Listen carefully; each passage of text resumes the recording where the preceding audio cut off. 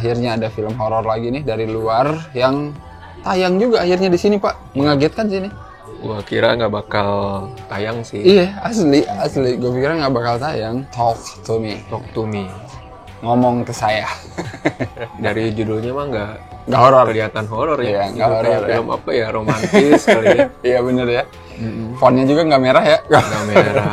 Dan ini adalah film debutan sutradara Daniel and Michael Filippo. Menarik ya. Mereka ini YouTuber. Gua nggak tahu tuh. Nggak tahu kan? Iya. Namanya itu kalau di YouTube Raka-Raka nama channelnya. Ada channel. Iya, nama channelnya Raka-Raka. Oke. Dan mereka tuh isinya? Kalau lihat tuh bercandaan semua, prank, kayak gitu-gitu cuy. Tapi seperti biasa, kita nonton Talk to Me di mana? Di bioskop 21. Yes. Kalian pasti bakal mikir kita bakal ngomong XX1 kan? Ternyata salah. Bukan XX1, bukan XXI, tapi 21. Nah.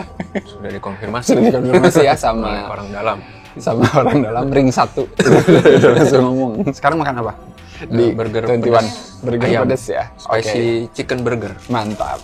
Boleh Ini ditunjukkan. udah mau habis sih sebenarnya. Sialan. Udah dimakan dari tadi. Filmnya kan stres ya. Iya. Jadi kayak butuh energi gitu habis nonton. Kalau gue juga nih. Udah habis juga.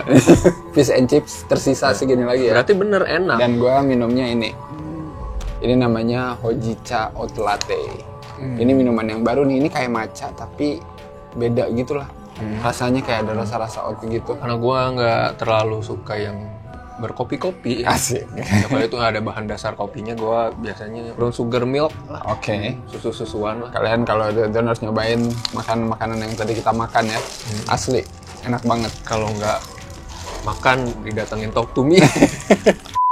Di awal-awal emang kelihatan fun ya. Iya. Terus di sini udah nggak ada fun-funnya. Nggak ada terang-terangnya. Maksudnya bukan filmnya gelap ya. Iya. Temanya, ceritanya makin kesini makin dark, kelam gitu. Tapi sebenarnya prolog film ini juga udah lumayan brutal, Pak. Kita nggak bakal ngomongin adegannya apa. Tapi adegan opening itu kayak menyimpulkan filmnya bakal kayak apa nanti ke belakang. Gue sampai berapa kali teriak anjir. Gue baru kali ini Serangga. gue jarang-jarang ya mendengar seorang Arya teriak-teriak kayak lagi di Dufan. Iya, teriak. Ini kesaksian true story ini. Di sebelah gua teriak-teriak ada seorang bapak-bapak teriak-teriak. Ini kan filmnya memancing apa ya?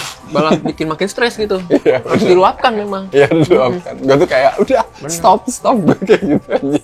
Karakternya tuh di sini apa namanya sebenarnya semuanya masih anak remaja ya, masih anak SMA sebenarnya di sini itu.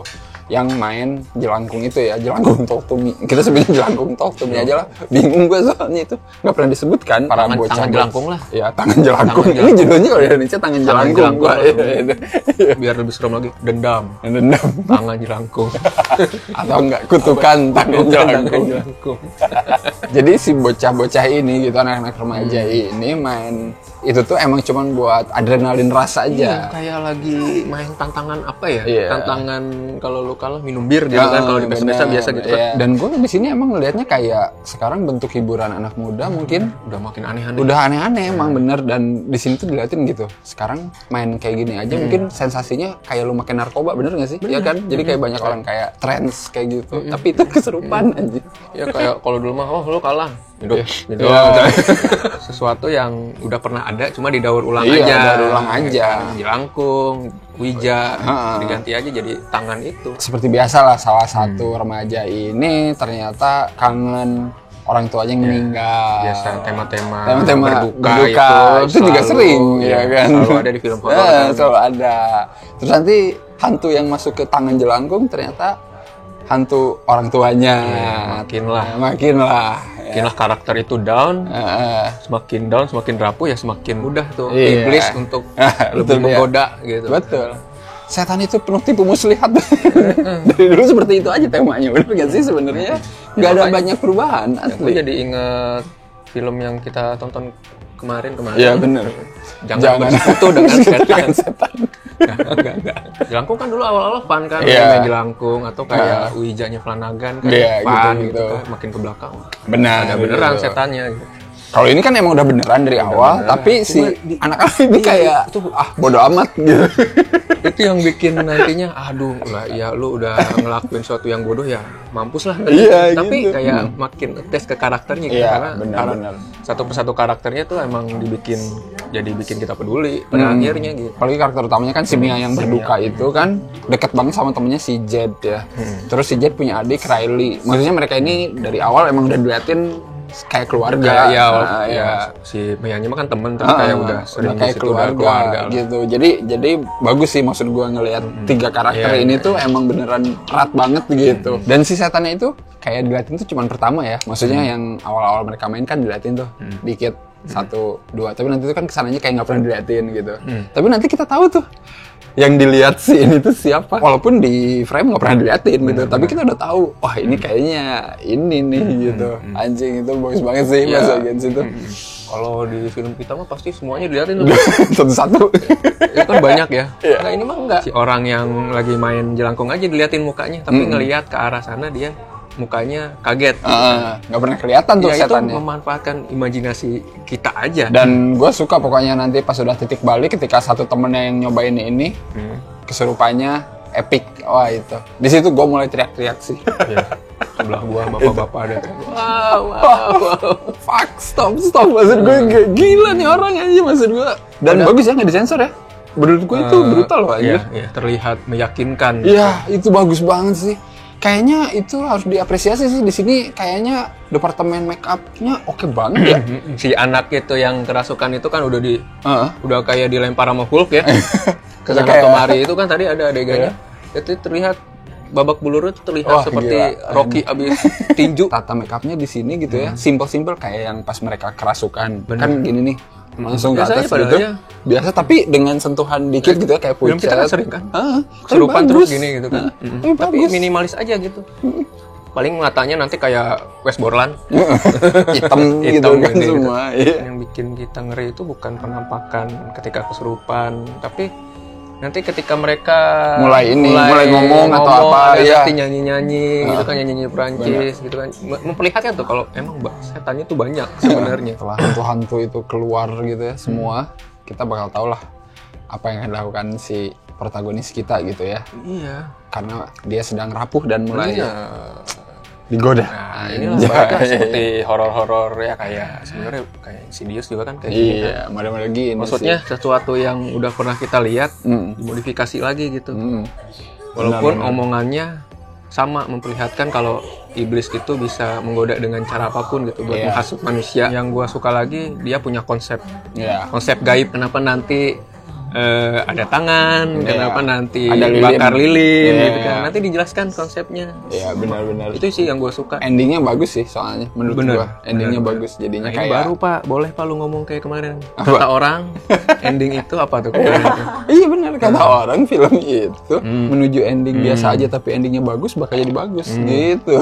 Apalagi gue setuju. Apalagi ini prosesnya juga bagus kan. Iya, dari prosesnya bagus. Ya dilengkapi lah, disempurnakan dengan endingnya. Ini gitu. Baru Pak, gue setuju Pak. Kalau kemarin baru gue pukul. Film ini emang fokusnya ke karakter Mia itu gitu, dan dia emang ngikutin Mia sampai bener-bener ending gitu. Endingnya Mia akan seperti apa gitu. Karakter di sekitarnya membuat si Mia itu makin down lah, makin merasa bersalah. Development karakternya makin menarik jadinya ke si Mia nantinya gitu. Benar-benar. Karena mereka emang skalanya udah gede ya. Maksudnya kita udah tahu keluarga ini, temennya cuma segini gitu, dan film ini terus gitu nge-highlight mereka ini gitu. Nggak kemana-mana. Nggak kemana-mana, di situ aja gitu. Jadinya kita pun bakal ngerasa, oh iya, gue tahu nih rasanya si ini sedih pas anaknya masuk rumah sakit, atau si ini gimana. Gue juga suka sama sinematografinya sih. Balik lagi si sutradara ini sebenarnya trik nakut-nakutinnya sebenarnya nggak ada yang revolusioner banget gitu. Kayak kesurupan terus kameranya dibalikin gini. Ketika nanti ada yang kesurupan jatuh, kameranya ikut jatuh misalnya. Tapi dia lebih agresif aja sih kalau gue lihat gitu. Jadinya impact-nya kerasa aja ke gua. Menyesuaikan ke agresivitas anak-anak yang pas kesurupan kan. Iya benar. Kalau kesurupan gini, gitu cepet banget kan. Terus kayak ntar lu pas kejedot aja gitu kan. Iya, kejedot tembok. Sat. Itu tuh bagus sih. Terus kameranya tuh kayak selalu mengikuti gitu kan.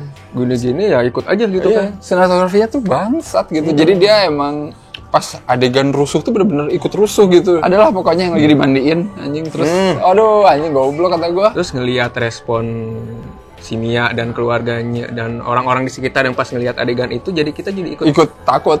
Iya gitu. Makanya bapak-bapak di sebelah gua teriak-teriak mulu. Mungkin itu kali efeknya meyakinkan. Iya kayak wah. Karena sutradaranya sering bikin prank. Iya kali ya. Jadi harus meyakinkan. Menipu orang biar meyakinkan. Jadi sudah terbiasa gimana ya bikin penonton biar yakin. Kan? Kayaknya kalian harus nonton langsung lah untuk merasakan sensasinya ya. Sayang banget kalau kalian melewatkan ini sih. Mungkin kalian udah sering nonton film model gini, tapi please tetap nonton aja yang ini ya. Karena ini tetap ngasih sesuatu yang menyegarkan sih. Australia itu jarang bikin film horor, tapi ketika dia bikin filmnya bagus. Kayak Talk to Me ini, kayak The Babadook. Oh iya benar. Kayak Lek Mungo pun itu film Australia. Kalau dulu ada Slasher tahun 2017 ada judulnya The Loved One. Wolf Creek. Wolf Creek. Gimana Pak skornya nih untuk Talk to Me? Ini ceritanya menarik, konsep horornya menarik, pakai tangan itu kan. Keren lu mau begini. Dan gitu dong. Terus karakternya juga bikin kita simpatik. Tapi memang yang mendominasi ini adalah horor yang bikin gue stres. Mantap. 8. Jarang terjadi. Gue juga mau ngasih 8 sih. Mau nggak mau ini bisa bikin gue teriak-teriak, itu harus dikasih 8 Pak. Kalau nggak bikin gue teriak-teriak biasanya 7. Dan seperti biasa nontonnya di 21 ya, kalian bisa makan ini nih. Ini udah habis nih, lihat. Sama, gue juga habis ya? Kapan makannya? Kan kita dari tadi review. Gaib Pak. Gaib ya ini. Kalau udah nonton Talk to Me, komen di bawah. Menurut kalian gimana filmnya? Apa kalian suka film Jelangkung untuk generasi Z ini? Anjay. Oke lah, kalau kayak gitu seperti biasa jangan lupa untuk like, share, subscribe Cinecrip, dan kalian juga bisa follow Cinecrip di medsos dan bisa follow Rangga di mana? Di Creepy Film di Spotify dan YouTube. Betul banget. Dan kalian juga bisa dukung Cinecrip ya di Saweria, linknya ada di bawah atau pakai super thanks. Kita akan bertemu lagi di episode horor minggu terakhir di Agustus ya, nanti minggu depan ya. Ada film Indonesia. Semoga se-fucked up Talk to Me ya, semoga ya. Ya, seenggaknya bikin marah-marah. Iya benar. Seenggaknya bikin gua teriak lagi lah. Boleh. Semoga. Amin. Ya udah, sampai ketemu. Bye bye.